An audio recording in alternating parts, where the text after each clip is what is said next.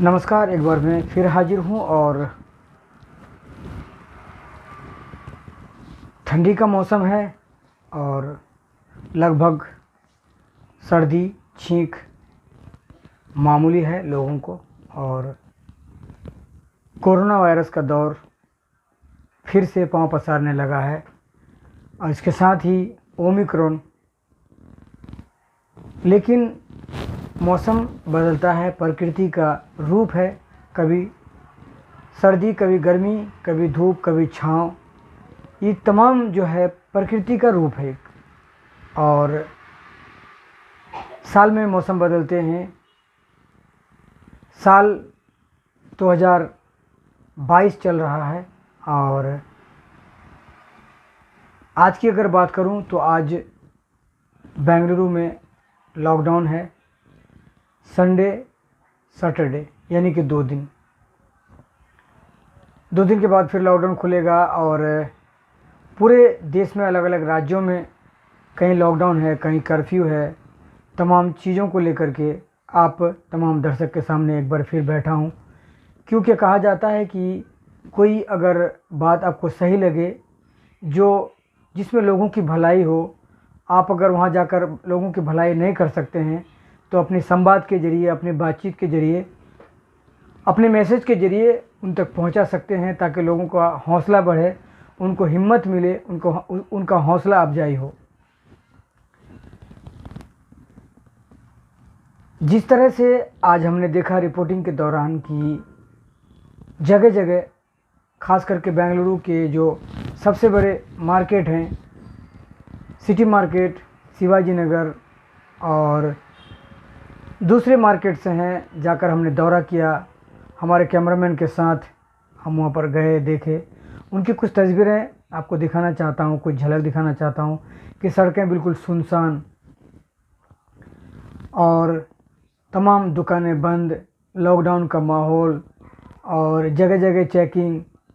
Mask की checking नहीं देखा, लेकिन एक चीज़ देखा मैंने कि लोग गाड़ी की चेकिंग कर रहे थे, ट्रैफिक पुलिस वाले थे, कुछ दूसरे भी लोग थे। लेकिन एक बात यहाँ बीच में बताना चाहता हूँ कि सर्दी का मौसम है और इस मौसम में क्रिसमस जा चुका है। इस मौसम में जो हमारे जो पुलिस के अधिकारी हैं, जो लोग फ्रंट लाइन में काम करने वाले लोग हैं, जो डॉक्टर्स हैं, उनका बड़ा योगदान है हमारे देश के अंदर में। कई सालों में देखा गया है। ये बातचीत है मेरा आपसे, मैं बातचीत कर रहा हूँ आपसे। और देखा गया है कि ख़ास करके अगर बेंगलुरु की बात करूँ तो आज मैं पढ़ रहा था, जो पढ़ने में हमने देखा कि जानकारी आई हमारे पास कि रात को इस मौसम में जब पुलिस वाले ड्यूटी करते हैं, लॉकडाउन के कारण पुलिस वालों को ड्यूटी करना पड़ता है और उसके हिसाब से जो है सर्दी का मौसम है, लगातार लोगों के तबीयत भी बिगड़ते हैं। और डॉक्टर्स हैं जो लगातार ड्यूटी निभा रहे हैं, काम कर रहे हैं हॉस्पिटलों में, रात को ड्यूटी करते हैं, सुबह जाना पड़ता है, तबीयत ख़राब हो जाती है। तो इससे मुझे लगता है कि ओमिक्रॉन का ख़तरा भी ज़्यादा बढ़ने लगा है और ये जो है आंकड़ा बढ़ने लगा है। और सबके पास फ़ोन है, सबके पास मोबाइल्स है, सबको सब कुछ की जानकारी है। यह भी बताना ज़रूरी है। आप कहेंगे कि एक नई बात फिर क्या है? तो नई बात यह है कि इस कोरोना के माहौल में, इस कोरोना के समय में, जब कोरोना है, जब नाइट का कर्फ्यू है, एक सवाल है मेरा और भी कि कुछ लोग कहते हैं कि नाइट कर्फ्यू करने से क्या मतलब है, पहला। और दूसरा, सैटरडे संडे 2 दिन लॉकडाउन करने से क्या फ़ायदा सरकार को। तो इस तरह की जो है लोग बातचीत करते हैं, लेकिन मुझे भी अभी तक समझ में नहीं आया है कि इसका क्या कारण है, इसका तोड़ क्या है या इसका उत्तर क्या है। ये मुझे भी समझ में नहीं आया है। लेकिन समझ में ये आया कि कुछ लोगों से जब हमने रिपोर्टिंग की, जब बातें की, तो कुछ लोग कहते हैं कि लोग अगर कम निकलेंगे तो स्प्रेड कम होगा, फैलेगा कम, ज़्यादा कम लोग बीमार पड़ेंगे। ये लोगों का कहना था। तो अलग अलग लोगों का अलग अलग राय था और राय देना उनका बनता है, क्योंकि जब पब्लिक में हम लोग जाते हैं तो वो अपनी राय देते हैं, अपनी बातें बताते हैं, करते हैं। और एक पत्रकार के नाते या रिपोर्टर्स के नाते यूँ कहूँ कि उनकी बातों को आप तक पहुँचाना हमारी जिम्मेदारी है, बहुत बड़ी जिम्मेदारी है वो। और यहाँ मैं बात करना चाहता हूँ, अब अंतिम में आपसे बात करना चाहता हूँ। अब हमारे खबर में हमारे साथ बने रहें। 5 राज्यों में विधानसभा चुनाव का ऐलान हो गया है। उत्तर प्रदेश में सबसे ज़्यादा 7 चरणों में वोट डाले जाएंगे, क्योंकि 21 जनवरी को मतदान प्रक्रिया शुरू होगी, 10 मार्च को नतीजे आएंगे। 2017 में भी राज्य में 7 चरण में वोट डाले गए थे और समझते हैं कि कौन सा चरण किस पार्टी के लिए अहम होगा, खास होगा, ये भी जानना बहुत ज़रूरी है। तो शुरुआती दौर में आपको बता दें कि शुरुआती चरण है, 2 चरण है। तो 2 चरण में उत्तर प्रदेश से आगाज़, पश्चिमी उत्तर प्रदेश से आगाज़, और उत्तर प्रदेश में 2017 की तरह से इस बार भी 7 चरण में मतदान होगा। पहले और दूसरे चरण में 113 सीटों पर वोट डाले जाएंगे। इसमें उत्तर प्रदेश की 76 सीटें शामिल है। इसमें 66 सीटें 2017 में भाजपा ने जीती थीं। इस इलाके में किसान आंदोलन का सबसे ज़्यादा असर था। ऐसे में पहले 2 चरण भाजपा के लिए सबसे मुश्किल भरे साबित हो सकते हैं। वहीं सपा, अखिलेश यादव की पार्टी, मुलायम सिंह की पार्टी, और रालोद गठबंधन के लिए यहाँ बेहतर प्रदर्शन, दबाव होगा उनका। और इस इलाके में कई सीटें मुस्लिम बाहुल भी हैं, जहाँ असदुद्दीन ओवैसी की पार्टी भी मैदान में है। और जिस तरह से आपने रैलियों में देखा कि असदुद्दीन की पार्टी में बहुत भीड़ देखा, बहुत लोग थे, बहुत सारे लोग जमा हो रहे थे। उसमें बहुत सारे जो है उनके जो फेवर्स में लोग बोल रहे थे असदुद्दीन के बारे में। तो ये भी चीज़ समझना होगा। ओवैसी अगर सपा और रालोद गठबंधन के वोट में काटते हैं तो भाजपा को फ़ायदा हो सकता है। जिस तरह से मैंने पहले भी कई लोगों से ये बातचीत की है कि अगर भाजपा का वोट है वहाँ बिल्कुल एक तरह से अलग है, और यहाँ अगर जिस तरह से ओवैसी है, मायावती का भी है और सपा का भी है, इस तरह से अगर वोट कटने लगे तो मुझे लगता है कि बीजेपी के लिए आसान है रास्ता। और तीसरे चरण की अगर बात करूं तो तीसरे चरण में अखिलेश के लिए गढ़ बनाने की चुनौती है। इटावा, मैनपुरी, कन्नौज जैसे जिलों में 23 फरवरी को वोट डाले जाएंगे। ये सपा प्रमुख अखिलेश यादव का गृह क्षेत्र है। अखिलेश के लिए 2017 के निराशाजनक प्रदर्शन को बेहतर करने का दबाव होगा, और देखना होगा कि क्या अखिलेश और शिवपाल यादव के साथ आने के बाद पार्टी बेहतर प्रदर्शन कर पाती है।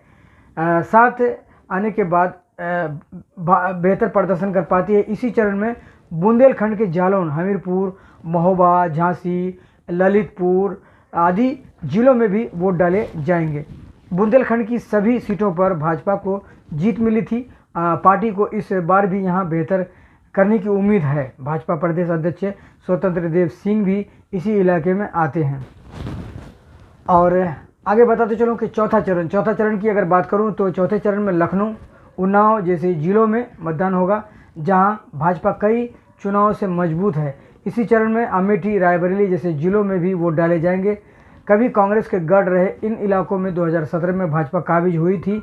इस बार कांग्रेस यहां अपनी खोई जमीन तलाशेगी। वहीं सपा भी 2012 का प्रदर्शन दोहराने की कोशिश करेगी। जिस तरह से आपने देखा कि प्रियंका गांधी की बहुत बड़ी कोशिश है, और प्रियंका घर घर जा कर के लोगों से बातें करती हैं, किचन में चले जाती हैं, उनसे बातचीत करती हैं, लोगों के दुख दर्द में जो है चर्चा में शामिल रहती हैं, और तमाम तस्वीरें सोशल मीडिया पर लोगों को देखने को मिलता है। खास करके फेसबुक में भी ऐसा हम लोगों ने खास करके देखा है। तो यहाँ भी समझना होगा कि अमेठी के बारे में अगर बात करूँ तो यहाँ भी थोड़ा सा आपको लगेगा कि कांग्रेस के बारे में कुछ खास प्रदर्शन बन रहा है यहाँ। और किसानों पर कार्ड चढ़ाने के मामले की वजह से चर्चा में रहा लखीमपुर खीरी। इसी चरण में अपने मतदान का प्रयोग करेगा। यहाँ भी एक बात है कि किसान का मामला जिस तरह से देखा आपने कि तकरीबन 700 किसानों की मौत हुई, और यहाँ भी एक ऐसा कुछ नज़र आ रहा है कि यहाँ कुछ परिवर्तन होने वाला है, बदलाव होने वाला है। और अगर 5वें चरण की बात करूँ तो 5वें चरण है आपको अयोध्या, प्रयागराज, चित्रकूट में मतदान। अयोध्या, प्रयागराज, चित्रकूट जैसे धार्मिक जिलों में 5वें चरण में मतदान होगा। राम मंदिर, 2019 के भव्य कुंभ जैसे मामलों के जरिए भाजपा यहाँ 2017 जैसा प्रदर्शन दोहराने की उम्मीद करेगी और मुख्यमंत्री योगी आदित्यनाथ के अयोध्या से चुनाव लड़ने की अटकलें लग रही हैं, ऐसा माना जा रहा है। योगी अगर यहाँ से चुनाव लड़ते हैं तो भाजपा इससे और बेहतर प्रदर्शन की उम्मीद करेगी। ये तमाम चीज़ें हैं।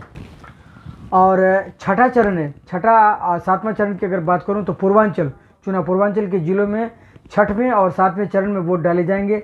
छठवें चरण में गोरखपुर, देवरिया, बलिया जैसे जिलों में वोटिंग होगी। योगी आदित्यनाथ को इन जिलों में बेहतर प्रदर्शन का इनाम 2017 में मिला था, लेकिन अब समझना होगा कि मामला किस तरह से है, जिस तरह से आप लोग देखते हैं तस्वीरों में कि क्या हालात है। सातवें चरण में बनारस, मिर्ज़ापुर, जौनपुर, आजमगढ़, गाजीपुर जैसे इलाकों में मतदान होगा, लेकिन 2017 से पहले इन इलाकों में समाजवादी पार्टी काफ़ी मजबूत थी। 2017 में भाजपा गठबंधन को यही बड़ी कामयाबी मिली थी। भाजपा के भाजपा के साथ रह रहे ओम प्रकाश राजभर इस बार सपा के साथ है, ये भी समझने वाली बात है। ऐसे में सपा को अपनी खोई जमीन वापस मिलने की उम्मीद होगी। वहीं भाजपा को उम्मीद होगी कि प्रधानमंत्री के संसदीय क्षेत्र और आसपास हुए काम के फ़ायदा मिलेगा, लेकिन यहाँ बहुत सारी चीज़ों को समझना होगा, देखना होगा आपको, क्योंकि खबरें भी कई तरह का है और खबरों पर भी जाने से पहले आपको खुद समझना होगा, सोचना होगा कि कौन सा रिजल्ट कब आने वाला है, क्योंकि रिजल्ट आने के बाद ही पता चलता है कि जीत किसकी है, किसकी सरकार बनने वाली है, जीत का सेहरा किसके सिर पर होगा और किस चरण में किस जिले में चुनाव। तो पहले चरण में 11 जिलों में शामली, मुजफ्फरनगर, मेरठ, बागपत, गाज़ियाबाद, हापुड़, नोएडा, बुलंदशहर, अलीगढ़, मथुरा और आगरा में चुनाव पहले चरण में। और दूसरे चरण की अगर बात करें तो दूसरे चरण में है 9 जिलों में। दूसरे चरण में है 9 जिलों में बदायूं, बिजनौर, अमरोहा, संभल, रामपुर, मुरादाबाद, शाहजहांपुर और बरेली में वोट डाले जाएंगे। तीसरे चरण अगर तीसरे चरण की बात करें तो तीसरे चरण में है 16 जिलों, कासगंज, एटा, हाथरस, मैनपुरी, फिरोजाबाद, फर्रुखाबाद, कन्नौज, कानपुर नगर और कानपुर देहात, औरैया, जालौन, हमीरपुर, महोबा, झांसी, ललितपुर और इटावा मतदान यहाँ होंगे। और अगर चौथे चरण की बात करें तो चौथे चरण में 9 जिलों में पीलीभीत, लखीमपुर खीरी, हरदोई, सीतापुर, उन्नाव, लखनऊ, रायबरेली, बांदा और फतेहपुर में वोट पड़ेंगे। पाँचवें चरण की अगर बात करें तो पाँचवें चरण में 11 जिलों में बहराइच, सरासबस्ती, बाराबंकी, गोंडा, अमेठी, कौशाम्बी, प्रयागराज, चित्रकूट, अयोध्या, सुल्तानपुर, प्रतापगढ़ में भी वोट डाले जाएंगे। छठे की अगर बात करें तो छठे में है 10 जिलों में बलरामपुर, सिद्धार्थनगर, महाराजगंज, संत कबीर नगर और बस्ती, अम्बेडकर नगर, देवरिया, बलिया, गोरखपुर और कुशीनगर में वोट डाले जाएंगे। सातवें चरण की अगर बात करें, सातवें चरण में है 9 जिलों में आजमगढ़, वाराणसी, मऊ, गाजीपुर, मिर्ज़ापुर, चंदौली, सोनभद्र, भदोही और जौनपुर में भी वोटिंग होगी। ये है यूपी के चुनाव, यूपी के इलेक्शन। लेकिन अब 2017 का कुछ रिजल्ट और था। 2017 के बाद जिस तरह से बीजेपी को बहुत बड़ी जीत मिली थी, अब धीरे धीरे कुछ परिवर्तन आ रहा है, क्योंकि असदुद्दीन ओवैसी भी वहां पहुंच चुके हैं और दूसरी समाजवादी फिर से मजबूती बनाने की कोशिश में है, क्योंकि लगातार जिस तरह से हमने रैलियों में देखा, रैली देखकर कुछ अंदाज़ा लग सकता है।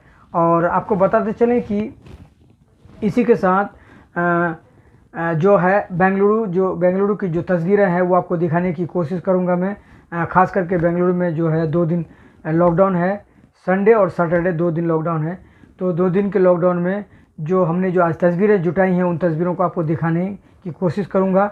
आप तस्वीर को देखकर अंदाज़ा लगा सकते हैं कि क्या हालात है यहाँ के। आप तस्वीरें देखिए और आप देख रहे हैं हमारा चैनल न्यूज़ सब तक। इसी के साथ नमस्कार, जय हिंद।